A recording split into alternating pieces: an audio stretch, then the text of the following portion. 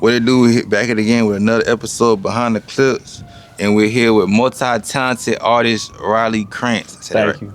My name is Riley Krantz. I'm from St. George. I'm a rapper, producer, engineer. I've been doing this shit a long time, so it's got to kick off now.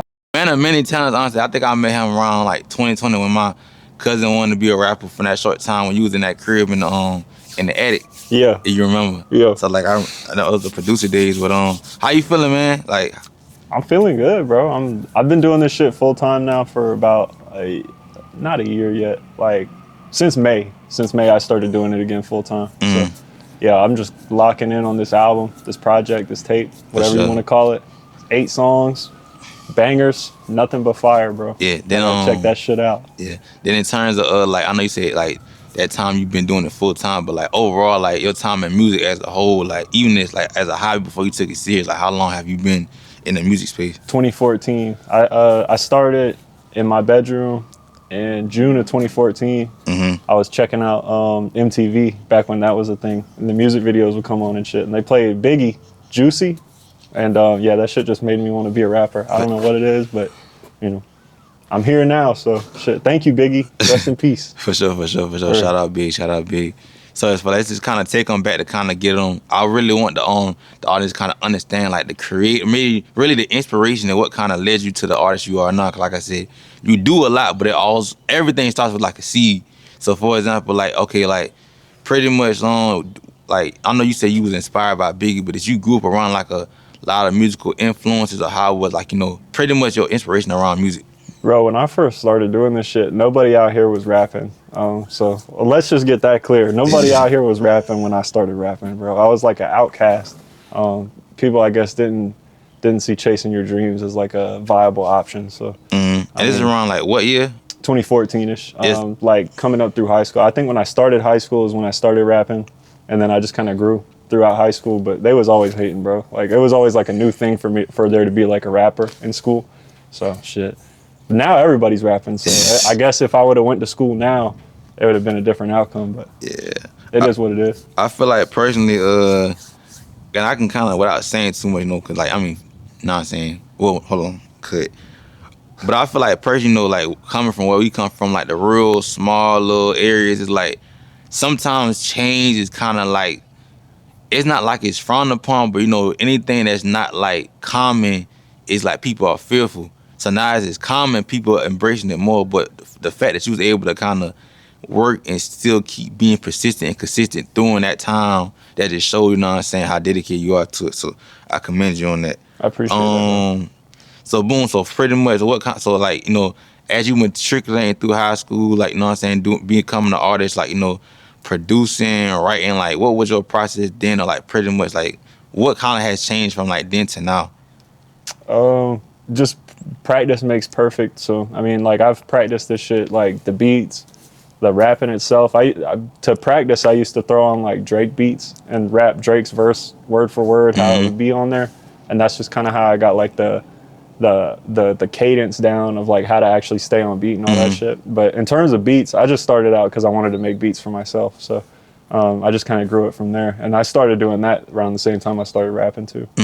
Cause I can tell, like, pretty much, I got friends like Don Tavius, Guatanito, Stick Up, you know what I'm saying? I think you did engineer some songs with my dog Legend at one point. Yeah, like you pretty much like always been well versed and everything. So like I guess did that come from like I guess you not knowing who to go to? Or you just always wanted to dabble into everything? Like, along with like, when I first started rapping, there weren't that many rappers. There also weren't that many studios. So it was like impossible to try and get in the studio. And I got in the studio, well, outside of my bedroom, I got into a studio for the first time. And it was Charleston Sound, bro. And I was just like blown away and shit because it was like, this is what it's supposed to be like. So I've just always tried to model my studio to be somewhere that other artists feel like that. So. And then like, with saying that, so with like after going there and experience, you know what I'm saying, like I guess like wow, like like pretty much like being in all the studio, like what's some things that okay, I gotta make sure I get this for like my home studio. Let's say for example, if it's an artist that's kind of in a similar position listening, like hey, like I want to record, but it's like a scarcity of studios. I want to be able to record myself or get a Man, home I'm gonna tell you studio. right now, the most important thing, bro, don't forget this shit. If you're trying to be an engineer, the most important thing is your ears, bro. All that other bullshit is just tools. Only a poor worker blames his tools, bro. If you out here blaming your tools for you sucking, bro, that's on you. You suck. That's the problem. So just train your ears to hear how the shit's supposed to sound in your head, and then learn what the tools do in the right ways to where you can effectively use them to get what you want out of the song. So, I mean, I used to be a manager like years ago, so I'm knowing like like things like the little Focus, right, the Apollo, like the different type of interfaces. So really, what I'm hearing from you is, as long as you can understand how to hear what sounds good, you can really make like a basic setup go far. Well, I'll put it to you this way, bro. So I do that shit. That's my full-time job, right? Yeah. Is engineering and shit. And I'm still on the same interface that I was when I first started. It's a audio box. It's like $50. Crazy. So I'm on that same shit. I'm on a $250 mic. The speakers are all right. They were like, $300 a piece. The HS5s, Yamahas. That's all I rock with, really, bro. And I just get the best sound out of it that I can, because my ears are trained, bro. I've been doing this shit a long time. So boom. So pretty much, kind of like just to bounce around a little bit. I heard you say Drake. I kind of do hear see a little bit of the Drake more so like influence, because I know you're not just like, I know you say a rapper, but I know you kind of have like that melodic vibe too. Like, I feel like your range is all over. Like, you don't put yourself in a box. Kind of explain how you got there as well. That's kind of like a thorn in my side almost, bro, because I want to lock in on like a sound, and I think I found it with this new tape. Like, I really think everybody's gonna fuck with the tape real hard, but it's more like melodic, but it's kind of uplifting. And it does have that Drake vibe to it. He's probably my biggest influence, honestly. So it's like, let's say, for example, like dream collabs for yourself. Like, if you could collab with anybody, like. Oh, bro, I always say like Ariana Grande or Beyonce for like the pop space, Rihanna, that type of vibe. And then like rappers I'd love to work with, Drake, obviously. J. Cole would be great. Lil Baby, Cardi, all of them. Fuck it. All of them can hop on my song. Yeah. I don't got beef with nobody. That's bad. So boom. So more so, when are you kind of? Cause I know a lot of artists, because I know like something like music platforms, so a lot of like upcoming or aspiring artists gonna see this and they're gonna like probably be inspired. So, what kind of got you from that? Okay, like I'm kind of getting kind of nervous, trying to pretty much, what's the word, like get into my craft, understand like what makes me to where it's like, okay, I'm comfortable and I'm kind of like seeing the fruits of my labor with music as far as like reception, things of that 2019, bro. So that's when all that shit started. So I've been making music for like 5 years at the time. And then I went on a little run to start the year off in 2019, and I dropped a song. It was Dear X. That shit went crazy. It's got like hundreds and thousands of streams, bro. And then that was like my big moment. And, I kind of fell off after that. We'll get into that later. But then the next one was Ocean. And that's what really, I think, solidified me as a serious artist to most people, because a lot of people weren't really taking me serious before all that shit. So, yeah.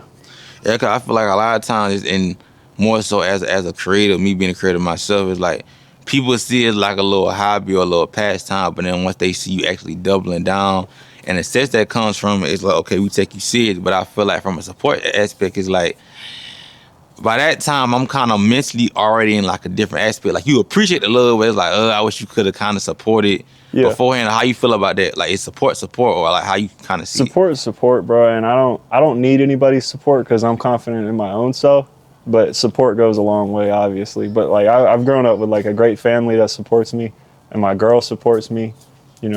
Like, that's really all I need for real. I got my homeboys. I got Guap. I got my boy Josh shoots a lot of my stuff. Yeah. My boy Bash. I got a great support system. So as long as you got a good support system, you can get through anything, bro. It don't matter. If people hating or whatever, I mean, they're just hating because they don't want to do it themselves. For sure. Like, that projection be a mug for real. Yeah, dude. But so boom, like you name a lot of people. So let's go in, because like I said on the previous interview, one of your colleagues mentioned you a lot. But I noticed with you and him, especially, like really both of y'all kind of like, y'all big on having y'all tribe of people that y'all really work with, and y'all really big on collaboration. So kind of talk about like to upcoming artists in general, like the importance of having like a tribe of people that you either can collaborate work with, or at least just kind of go to like on the creative space? Cause you know, I wouldn't even say that's like just something that's important. I'd say that's probably the main shit, to be honest, bro. Like, we're all trying to figure this shit out. So how are you going to figure it out by yourself when you could figure it out all together? And, you know, like maybe say like one friend finds this one thing out, and then this other friend finds this one thing out, and then you find this one thing out. You just tripled your knowledge in like, you know, a few minutes. So that's really like what it's all about. It all boils down to everything in this industry is relationships. That's how you get your opportunities. I mean, you just gotta, it's opportunity meets preparation, like Nipsey said. That's where success comes from. For sure, Long Live Nipsey is one of my favorite rappers. Cause I tell people like, they're like you just lucky. I'm like, luck comes from you preparing for the situation. Yeah, exactly, bro. It's not luck. It's just like, you know, you gotta prepare behind the scenes when nobody's looking, and then all of a sudden you get an opportunity that you've been working for 8-9 years, and then people just want to look at it like, well, this dude just got lucky, or, you know, whose meat did he have to ride to get that shit? And I hate that. Like, what man? Why do you feel like people think it's dick ride? Do you feel like people are just scared of the fact that like it's a pride thing, or like? I mean, to be honest though, it is a lot of dick riding, but like it's a good thing. You got to know how to dick ride properly, bro. I get it. You got to know how to ride the dick like, properly. I tell people like pause, like it's just.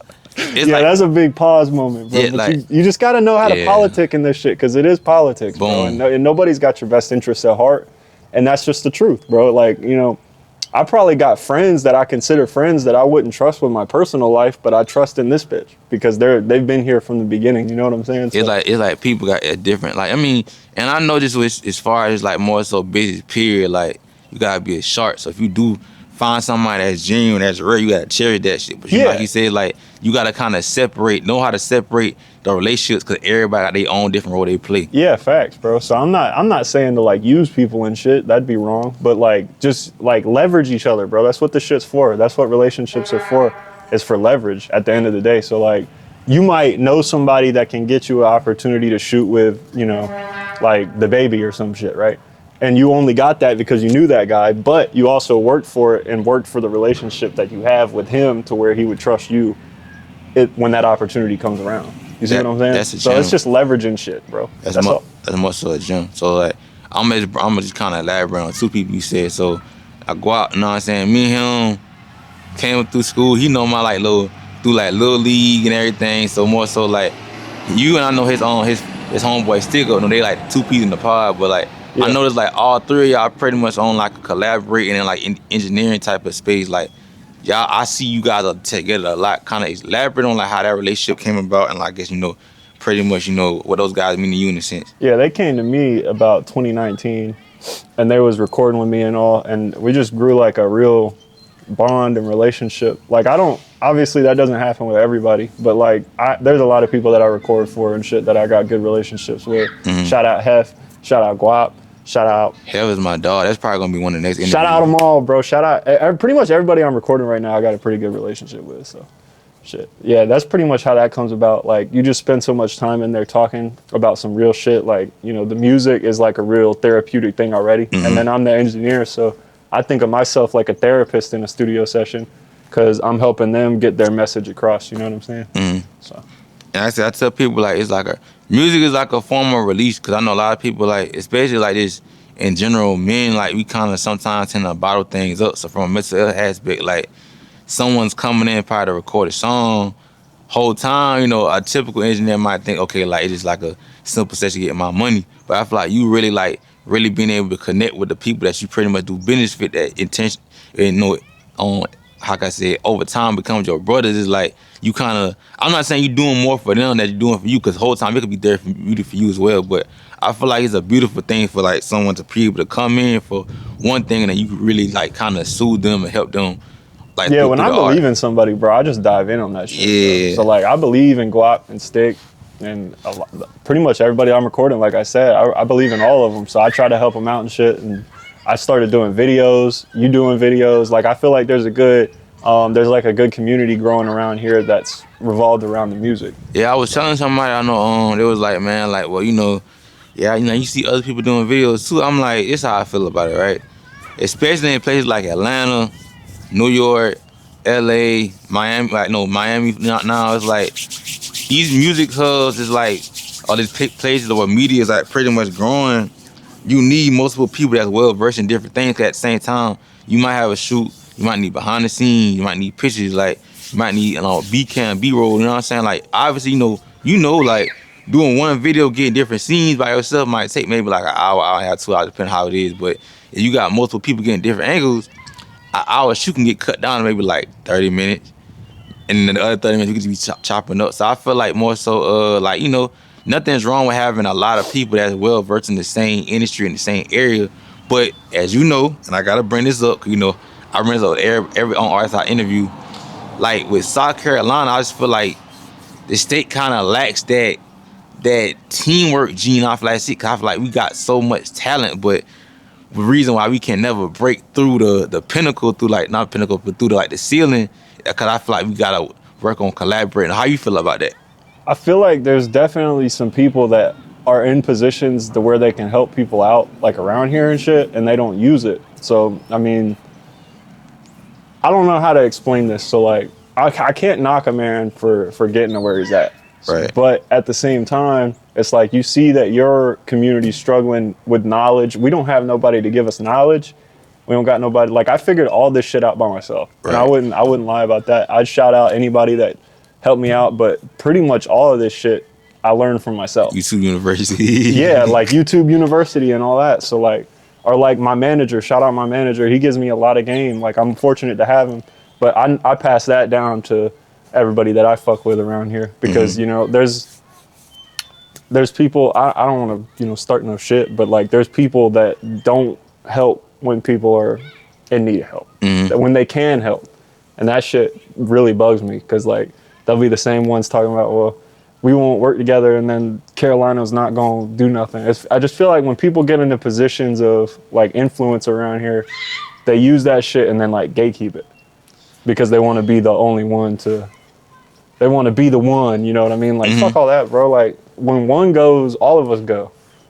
That's the way I see it. And that's the thing. I feel like my fault for cutting you off. It's like, oh, you good, bro? It's like a legacy aspect to where it's like the people that have the best legacies in whatever industry they do. I don't give a fuck if it's agriculture, sports, media, like academics. It's like the people that can pretty much inspire people and plant that seed for them to kind of keep going. It's like that where the legacy starts because they always gonna kind of remember you. So it's like I feel like a lot of people don't realize when you help people, like in return, you gonna get that recognition. Yeah. But it's like gatekeeping. It's like you're gonna be the only person with that. Now I understand. Okay, kind of might agree to disagree on this one. Like some things you have to protect initially, because like more so like with your brand, my brand, and other artists' brand. We all got things to wear. No, okay, yeah, definitely. You know what I'm saying? Unless we really like.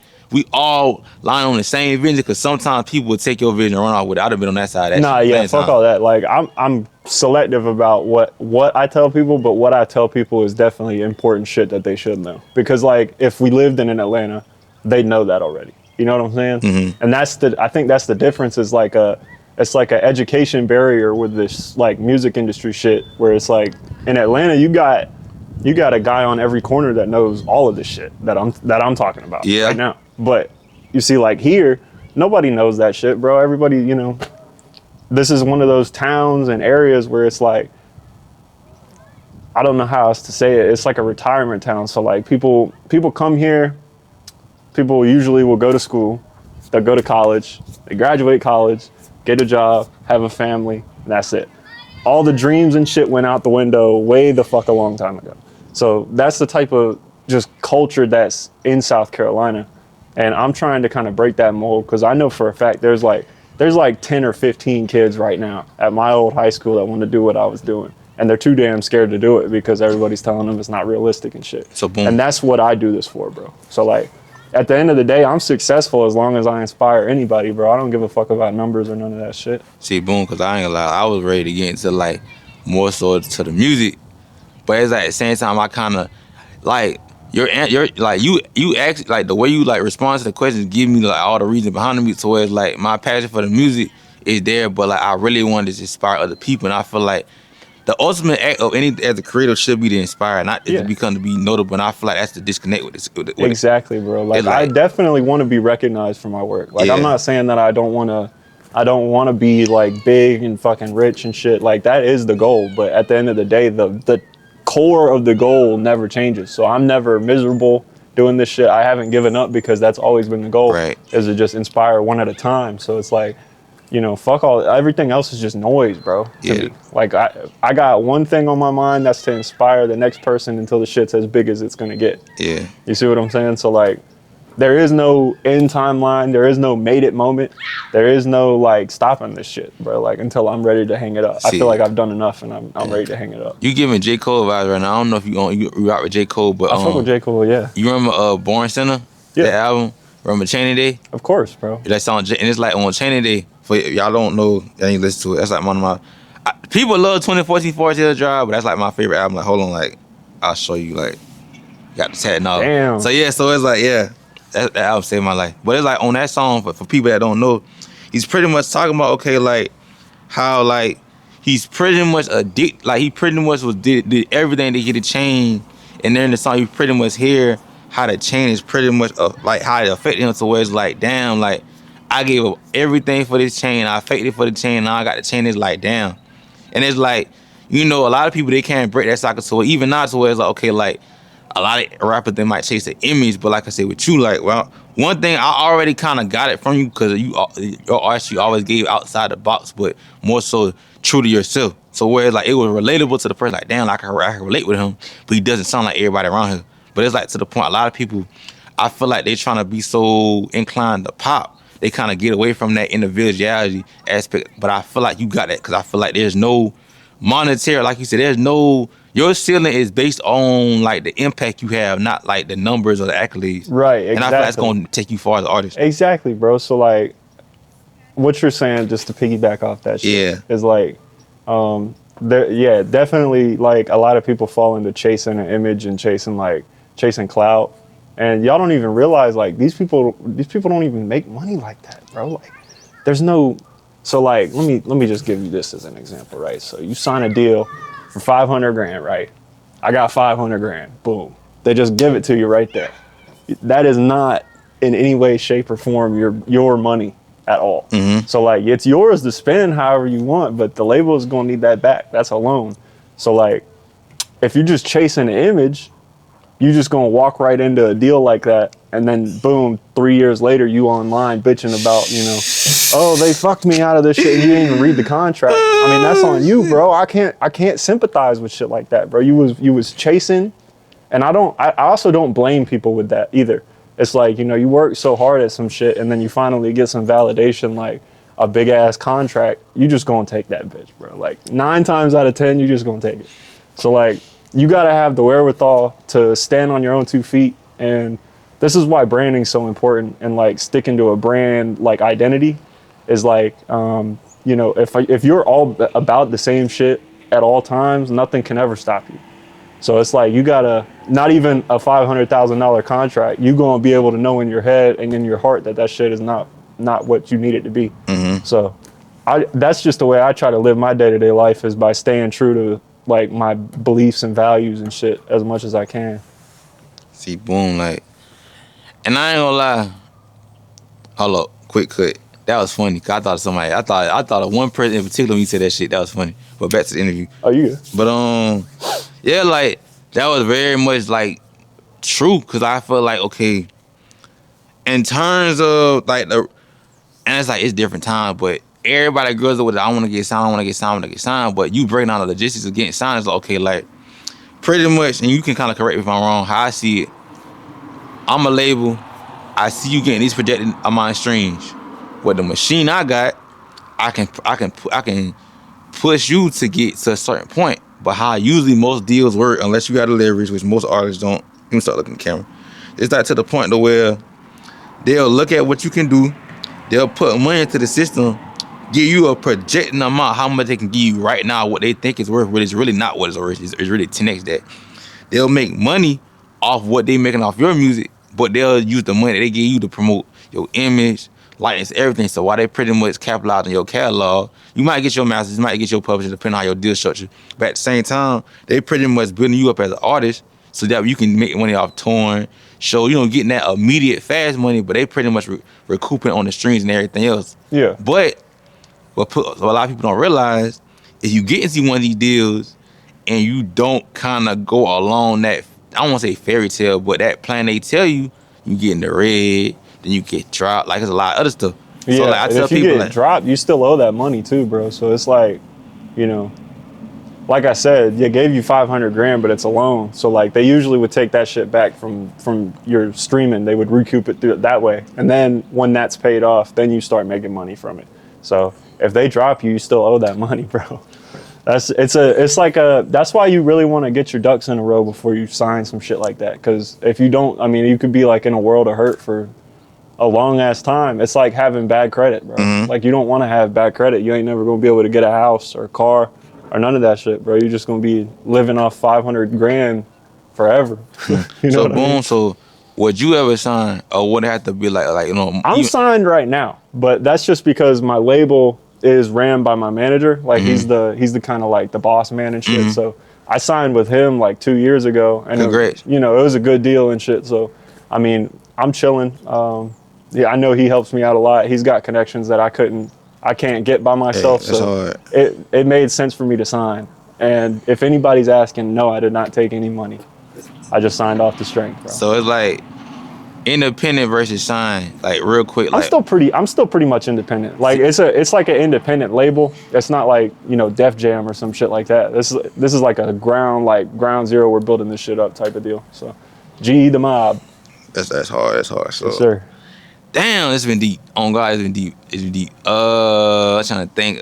So, far as like I said, like with this new project, now kind of give us some like insight on pretty much, you know what I'm saying, title, you know what I'm saying, more so inspiration behind it, stuff like that. What can we expect from the tape and everything, roll out, potential release date if you can, like let us know. I can't give you a release date yet. Bet. I'm aiming for March. I think the first single is going to drop.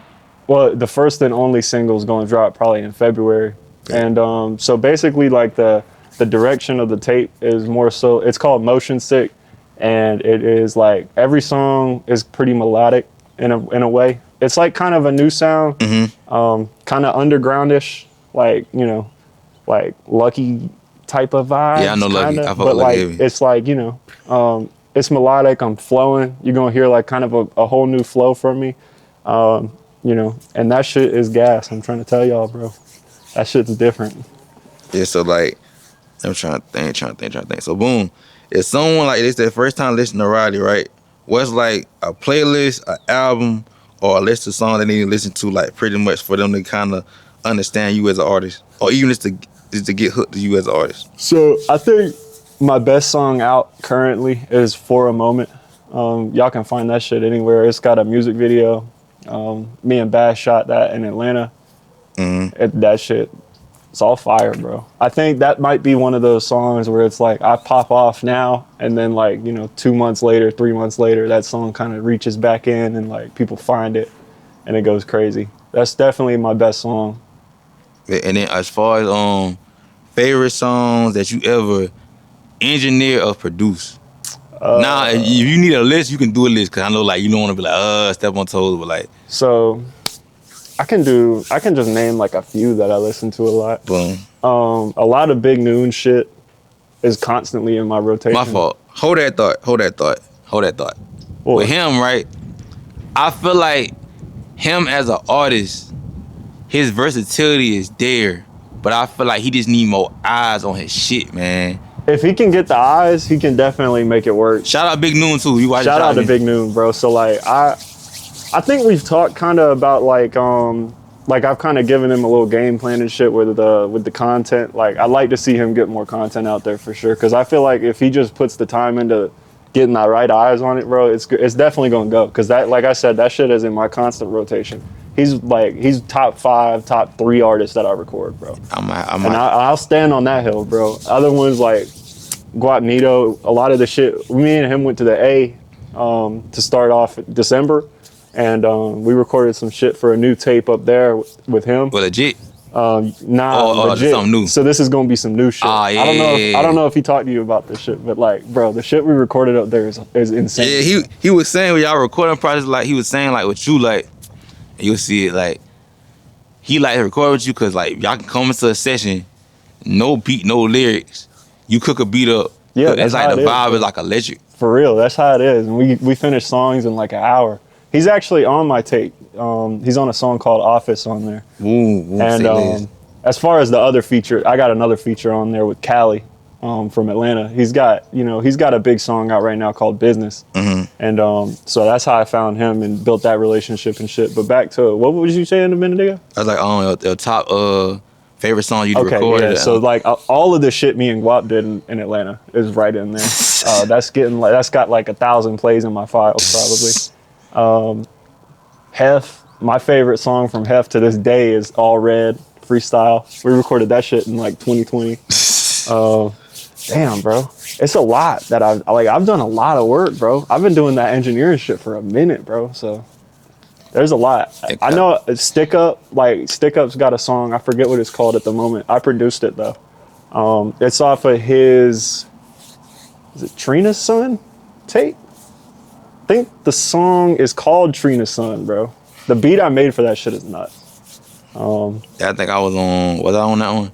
I had a song called That's about the time when you were coming around there. That Yeah. was like 2020. yeah, I think it was like Shake Something, the one he had where it was him and Guap on there. And I think it was like a little Tokyo type beat or something. Yeah. I know what you're talking Yeah, about, bro. I ain't gonna lie, like quick backstory. You might jump me, bitch. I used to make beats heavy, cause like I tell people, I used to play piano when I was like 9.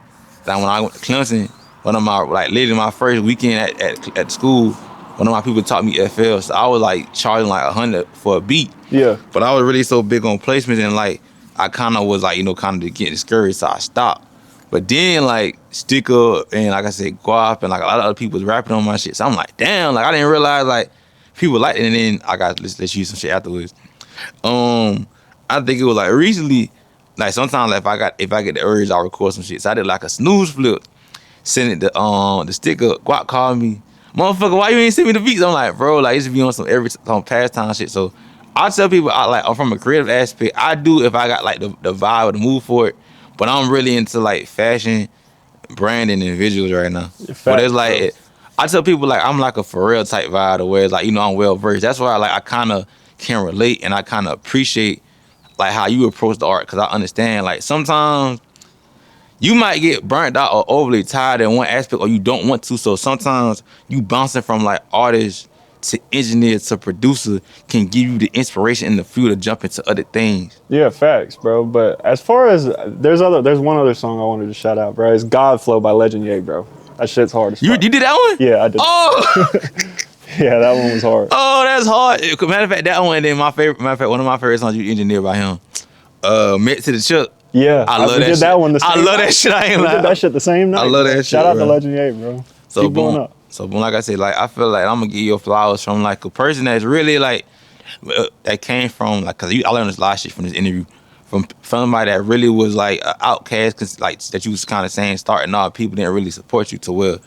You kind of been really a real staple and part of really producing and engineering and pretty much just being a overall creator in the music space for a lot of people around here. I'm gonna give you flowers because you hard. I appreciate. I remember you, bro. really seeing you pull up, recording, hearing beats, seeing you record. I think you was on Logic if I'm not mistaken. I'm still. I'm See, still boom, like I said, Logic. I'm already know I'm tapped in. Yeah, So it's facts. me seeing your growth is crazy. And like I said, as a creator, you got my respect more so and my support. So whatever you need from me, just let me know that I got you. Shit, likewise, bro. Likewise. But I fuck with the clothes too. The clothes are hard. Appreciate it. I'm waiting on my low right now. But I tell people I be just dabbling in different things because sometimes life happens, you know how this shit go. But last question, I always tell people this is how I kind of end my interviews. Okay, so kind of already answered it, but what does you could have success any way you could with you know what I'm saying, with your creative endeavors, music, you know what I'm saying, engineering, producing, however. How would you want success to look like in your eyes, for you to envision? I want to have millions for my generations to come and shit. You know, I just want to be living a comfortable life. I mean, like I said, the fame would be great, but I'm not trying to go to the store and have a bunch of people hounding me and shit. You know what I'm saying? But Mm-hmm. at the same time, I mean, if that does want to come my way, then I will work around it. But like, yeah, that's pretty much the main goal. Is just like I want to have people chanting my songs at concerts, bro. Like thousands of them, bro. Millions of dollars, comfortable life. I'm basically just what everybody wants, man. Like I want the same shit everybody else wants, bro. But, you know, as long as I'm inspiring people, I'm at least happy. But yeah, that's bad. Like I said, pretty much like I said, this whole interview this gave, bro, like I'm really passionate about this shit. I love helping people, and I really just want to just elevate as an artist and really just help inspire people. And like I really got it. Like you inspired me for I ain't even know art, I don't even know rapper. Like I'm a creative, but I'm like, damn, like this man, when we want to really like kind of revamp how I'm doing things, like my projects, how I'm kind of, you know, you always gotta adapt, bro, and like evolve and shit. Like if you're not changing with the times, the times gonna run right around you, bro. Right. So fast. Like I said, we appreciate, you know what I'm saying? We out here in damn near, I don't know how cold it's probably like 20, 30, 40 degree weather. Cold as fuck is what it is. You know what I'm saying? But we out here, shot this interview, you know what I'm saying? Appreciate you for tapping in with us, man. Like I said, y'all make sure, man, you can drop your socials, you know what I'm saying? Anywhere people can find you, you know what I'm saying? I am Riley Krantz on IG, and then Riley Krantz on TikTok, Riley Krantz on Facebook. And that's pretty much all I'm running with. Riley Krantz on YouTube, Spotify, Apple Music, all that shit, bro. For sure. It's been another episode Behind the Clips. You know what I'm saying? We appreciate y'all for supporting, you know, like, share, comment, subscribe, and we'll catch you on the next one.